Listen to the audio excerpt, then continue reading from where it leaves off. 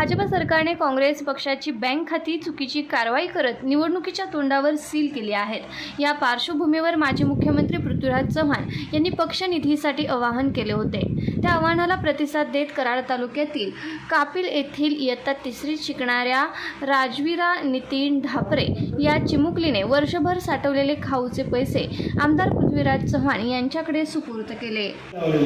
गेल्या आठवड्यात मी पुण्याला प्रेस घेतली की मला 1800 कोटीची नोटीस आली।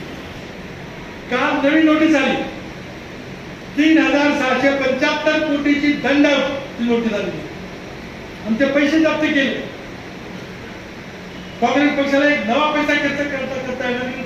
आमचे बँकेतले पैसे 4 बँकेतले 11 खाती गोठवली काँग्रेस पक्षाला प्रचार करून। आता या लहान मुलीनं फुलाची सगळी मदत केली।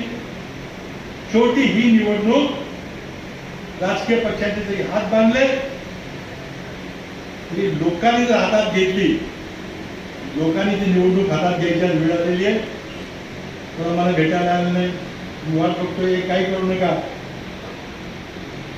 आज आपल्या घरातल्या बेरोजगार युवकाला नोकरी पाहिजे असेल, आपल्या शेतीमालाला योग्य किंमत पाहिजे असेल, आज आपल्या गृहिणीचा संसार चालावा, किमती नियंत्रित ठेवायचे असतील, तुम्हाला निर्णय घ्यावा लागेल, तुम्हाला निवडणूक हातात घ्यावी लागेल। कोणी येतंय का, कोणी भेटतंय का, कोणी बोलवतं का, वाट बघू नका।